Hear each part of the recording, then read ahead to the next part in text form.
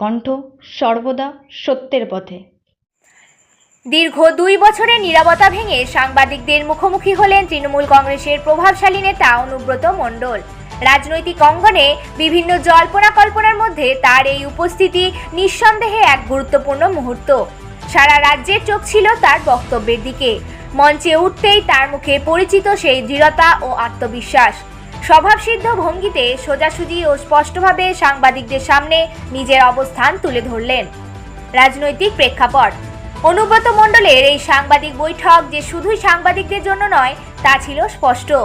মূলত রাজনীতির মঞ্চে তার উপস্থিতি পুনরায় জোরালোভাবে জানান দিতেই তিনি এসেছেন। সংবাদ মাধ্যমকে উদ্দেশ্য করে তিনি বলেন, আমি 2 বছর চুপ ছিলাম, কিন্তু এখন সময় এসেছে আবার সামনে আসার। এই বক্তব্যে তার প্রত্যাবর্তনের সংকল্প ফুটে উঠেছে।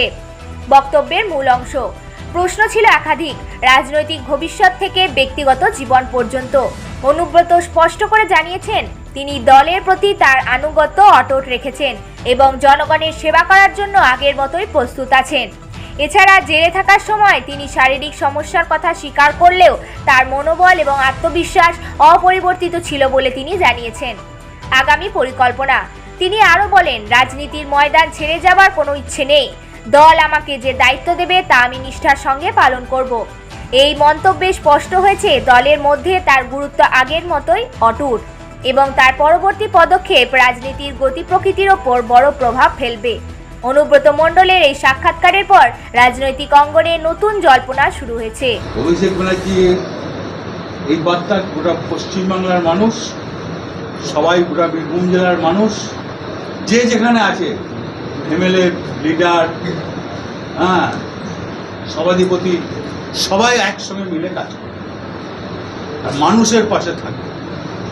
আগামী দিনে কর্মসূচি কি হবে? কর্মসূচি কি থাকছে? এখন তো এই বর্ষা, পুজোটা যাক, কালী পুজোর পর, র্যালির পর ব্লকে ব্লকে যাবো, মিটিং করবো। কালী পুজোর পর থেকে সক্রিয় আবার আগের মতন দেখা যাবে, আগের মতন কাজ করতে। আমি যেমন বললাম সবাই মিলে করবো, আমরা আগের মিলে কেন করবো? তাই কি জন্য পার্টি অফিসে আসছে, কি জন্য মানুষের সঙ্গে কথা বলছে, সাধারণ মানুষ মিলবে, ভূতের মানুষ, আর কেউ যেন অশান্তি না, সবাই যেন ভালো থাকে, সবাইকে নিয়ে যেন চলে। কেউ বুঝিয়ে দিল আর 2টো বাইক দিয়ে দিলাম, লাভ নেই। অনেক বাইক পেয়েছে। সামনের সপ্তাহে কলকাতা যাবে, সেদিন চিকিৎসার পাশাপাশি কি মুখ্যমন্ত্রীর সঙ্গে গিয়ে দেখা করার পরিকল্পনা রয়েছে? না, আমি আমার নিজের চিকিৎসা করতে যাব একবার, তবে যাওয়া উচিত আমি মনে করি। মেয়ে আমার সন্তান, তাকে 16 মাস জেল কাটানো হয়েছে, নেতা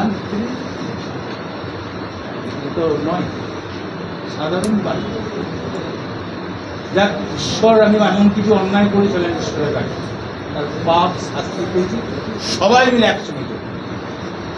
কেউ ভেদাভেদ করো না, মুখ্যমন্ত্রীর নির্দেশ, অভিষেকের নির্দেশ, সবাই মিলে শান্তি বজায় রাখো। বীরভূম জেলা, ওয়েস্ট বেঙ্গল, যে যেখানে আছে সবাই। সুপ্রিম কোর্ট বলছে আপনার বিরুদ্ধে সেইভাবে প্রমাণই নেই। আমি ওসব, দেখুন, আইনকে সম্মান করি, আইনকে আমি ভালোবাসি, ওই ব্যাপারটা আমি আইনকে ভালোবাসি, আমি বিতর্কে যাবো। বিরোধী যারা রয়েছে রাজ্যে তাদেরকে কি বলবেন? এখন আমি কিছু বলছি না, বললাম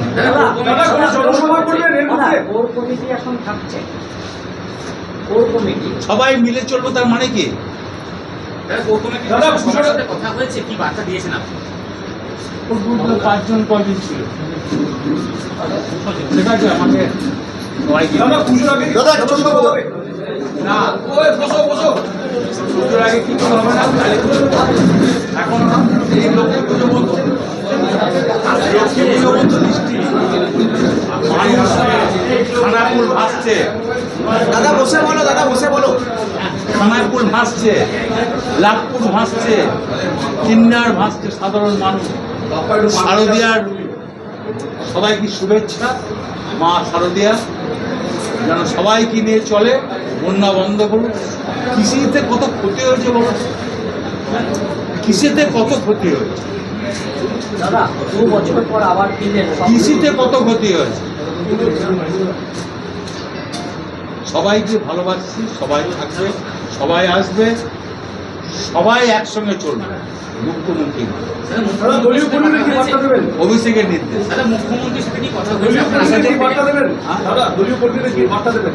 দলীয় কর্মীরা যা আসছে, যা বার্তা দেওয়ার দাদা মুখ্যমন্ত্রীর সঙ্গে কথা হয়েছে উঠি ভাই, তো ঠেলাঠেলি করবে না।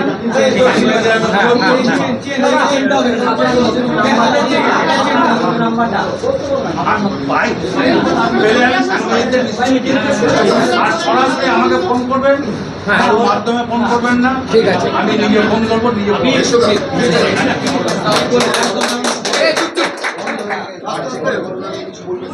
একজন চিকিৎসককে অন ডিউটি অবস্থায় কোনো রকম বাধা করা হয়? কাজে করে না কার্য করা হচ্ছে না। নিশ্চয়ই দেখছি, আমি তো ছিলাম না, আমি জানি। দাদা একটা জিনিস, বোলপুরে একটা এই যে হকারদের একটা ইয়ে করা হয়েছে, হকার ইয়ে হয়েছে, ওরা ব্যবসা করছিল, সরকারি জমি জবরদখল করে তাদেরকে সরিয়ে দেওয়া হয়েছে। এখানে একটা বুলডোজার চলেছে বোলপুরে সার্বিকভাবে। এদের পুনর্বাসনের ব্যাপার নিয়ে আপনি তো সেই সময় ছিলেন না, কিছু বলবেন?